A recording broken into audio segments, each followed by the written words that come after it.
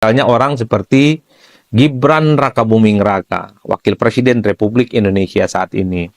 Kita tahu bahwa sampai hari ini Gibran itu tidak punya partai. Gibran itu misalnya selalu dikaitkan dengan Golkar, ada juga Gibran misalnya dikaitkan dengan Partai Gerindra. Ketimbang Gibran itu dikait-kaitkan dengan Golkar atau dengan Gerindra, saya kira kalau Gibran ingin maju bertanding di Pilpres 2029 yang akan datang, cukup Gibran itu bergabung dengan PSI atau cukup yakinkan PSI untuk mengusung maju Pilpres nantinya. Karena kita tahu bahwa PSI itu adalah partai politik yang paling Gibran Rakabuming Raka, PSI itu adalah partai politik yang paling Jokowi.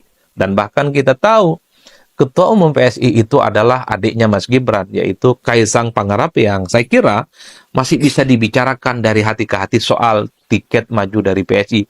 Itu yang saya bayangkan, karena dalam Pilpres itu kan bukan partai yang dilihat.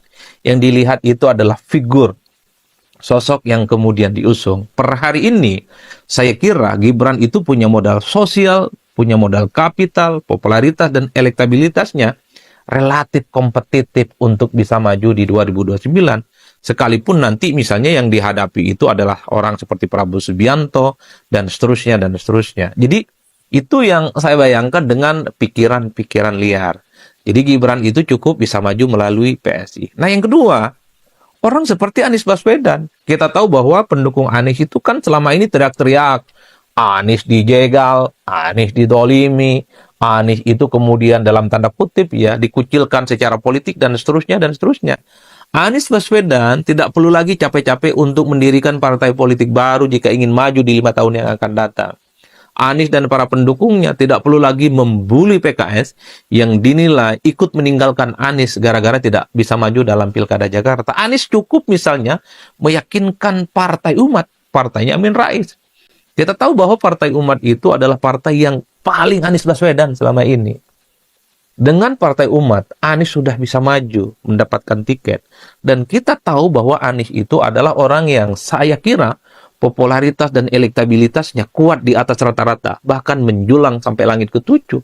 Ini kan gampang, sebagai sebuah pikiran-pikiran solutif yang saya kira, supaya Anies itu bisa maju di Pilpres. Begitupun dengan orang yang seperti Ahok. Ahok selama ini adalah sosok yang katanya punya pengikut banyak, punya pendukung banyak, dan adalah sosok yang sangat mungkin dia itu naik kelas menjadi calon pemimpin nasional. Nah, Ahok kalau kesulitan mendapatkan tiket dari PDIP, bisa maju itu dari partai-partai yang lain, terutama partai non-parlemen yang butuh figur seperti Ahok. Karena Ahok itu popularitas dan elektabilitasnya katanya kuat.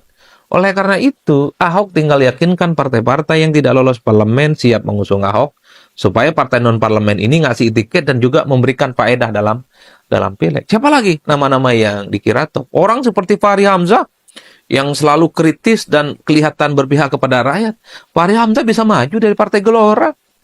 Cukup dengan Gelora, Fahri bisa tampil, bisa duet dengan Anies Mata sebagai pasangan presiden dan wakil presiden. Ini adalah orang-orang yang saya kira tinggal diuji apakah dengan adanya putusan Mahkamah Konstitusi yang menganulir ambang batas presiden 20%, orang-orang yang selama ini dinilai jagoan, dinilai top, punya basis massa, basis pendukung yang banyak, itu bisa maju di Pilpres di masa-masa yang akan datang. Cukup meyakinkan partai-partai non-parlemen supaya bisa ikut bertanding. Atau orang seperti Ganjar Pranowo dan Pak Mahfud MD yang konon. Ya, teman-teman, kembali lagi bersama saya di channel ini. Mari kita saksikan bagaimana tanggapan para netizen tentang keberlanjutan kasus ijazah Gibran beserta bapaknya Jokowi ini. Nah, mungkin teman-teman sudah pada tahu tentang cuplikan video tadi, namun kata mereka di sini, teman-teman, Mulyono itu sifatnya suka meningkam dari belakang, legatnya di depan sopan dan sederhana sejak dari Solo 2012 dulu.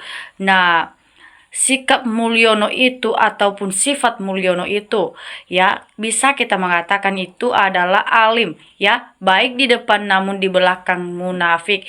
Itulah yang dikatakan sebagai orang yang tidak mempunyai akal budi, ya sama-sama seperti dengan binatang itu teman-teman.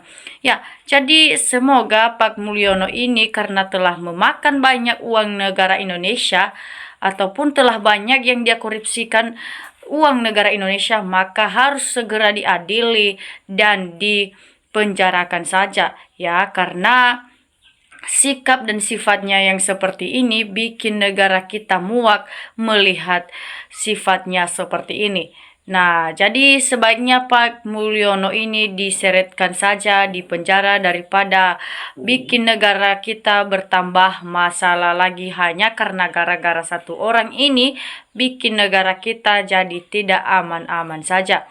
Nah, teman-teman mereka mengatakan juga di sini Gibran dipecat saja, masih banyak anak muda cerdas, waras dan etikanya tinggi dan memiliki ijazah yang benar-benar ada. Ya, teman-teman mereka katakan di sini itu ya karena Gibran ini telah melakukan suatu kesalahan di negara kita ataupun telah melakukan suatu kebohongan ya dengan memasukkan ijazahnya tersebut. Jadi yang mereka katakan itu sebaiknya Pak Gibran itu dipecat saja ataupun dimakzulkan ya karena masih banyak sebenarnya anak muda ya seperti Pak Gibran sekarang yang pada cerdas dan waras dan memiliki etika yang tinggi dan mempunyai ijazah yang benar-benar ada, bukan seperti Pak Gibran ini yang hanya memiliki rekayasa sertifikat kursusnya saja ya, namun terbukti ya bahwasanya di tamatan SMK itu ataupun SMA harus memiliki ijazah, bukan namanya kursus ya. Ya, itulah yang perlu kita teliti dan yang kita tahu bahwasanya Gibran itu bukan tamatan SMA, sebenarnya dia hanya tamatan SMP. Namun di negara kita memiliki aturan ataupun tidak mau menerima yang tidak mempunyai ijazah untuk menjadi pemimpin di negara kita. Ya, jadi teman-teman karena hal ini telah terjadi, ya sebaiknya Pak Gibran itu dipecat saja ya karena telah dibuat negara kita jadi ribet hanya karena ini. Nah, hanya orang-orang yang punya IQ 58 bansos dan yang mau dipilih Gibran dan mau diperalat oleh Jokowi, betul teman-teman ya. Mereka telah memilih orang-orang mereka saja untuk mendukung kebohongan mereka tersebut. Jadi makzulkan saja Gibran ya sebelum terlambat Pak Prabowo, jangan sampai mau jadi boneka Pak Mulyono ya. Jadi sebenarnya Pak Prabowo ini kamu tidak perlu menjadi boneka Pak Mulyono ataupun kamu diinjak-injak oleh Mulyono ya. Kamu memiliki jabatan sebenarnya dan bisa mengambil tindakan dengan hal ini ya karena para peneliti ataupun ahli forensik yang telah menyelidiki bahwasanya ijazah mereka itu benar-benar palsu. Namun Pak Prabowo masih belum bisa mengambil tindakan. Entah apa yang masih dia pertahankan ataupun hanya karena takut dengan Pak Jokowi yang telah mendukungnya untuk jadi presiden dulu. Nah, jadi Pak Prabowo, kami berpesan kepada Bapak supaya tidak takut dan tidak dijadikan boneka lagi oleh Pak Jokowi ya karena kamu adalah pemimpin di negara kita, jadi bisa mengambil tindakan teman-teman. Nah, karena Pak Jokowi tidak ini memiliki jabatan apapun ataupun hanya sebagai rakyat biasa aja sekarang ya, jadi kamu tidak perlu takut dengan Pak Jokowi ini ya. Prabowo mestinya tegas lengserkan Gibran, jauhi Jokowi dan fokus bangun negara, dijamin gak ada lagi ribut-ribut di negara ini, pimpin negara juga tenang ya.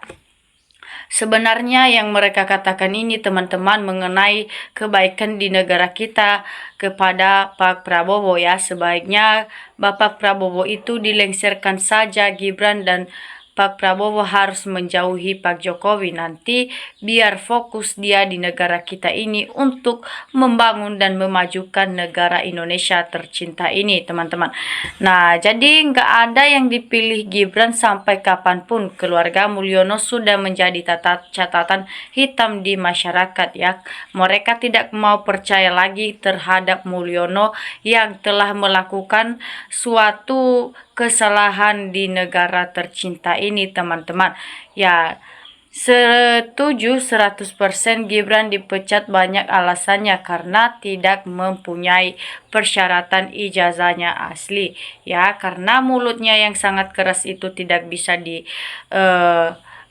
maka harus dipaksakan saja untuk dimakzulkan teman-teman. Nah, semoga Pak Prabowo diberikan kesehatan, panjang umur, dan amanah pada janjinya waktu dilantik. Teman-teman, semoga dia menepati janjinya yang benar-benar dia katakan tersebut. Jadi, pintu tutup rapat-rapat untuk dinasti Mulyono. Jangan kasih celah karena gaya politiknya sangat licik. Segala macam caranya dihalalkan saja. Ya, Pak Mulyono ini sebenarnya dengan membuat suatu kebohongannya itu, dia menghalalkan segala cara dengan kelicikannya tersebut. Jadi seorang jenderal TNI jangan lengah meskipun menghadapi katanya mantan tukang mobil. Ya, waduh bahaya juga kalau begitu. Semoga Allah selalu menjaga Bapak Presiden Prabowo Subianto agar selalu diberikan kesehatan teman-teman. Nah, ayo cepat daftar, hanya ijazah SMP bisa menyalon presiden, hancur negara ini. Ya, supaya negara kita jadi bisa baik-baik saja hanya karena ini teman-teman. Nah, biar lebih cepat masalah ini selesai, maka harus dimakzulkan saja Pak Gibran yang telah melakukan suatu kesalahan di negara tercinta ini teman-teman. Nah, inilah Prabowo hanya dimanfaatkan untuk mengontrol Gibran saja.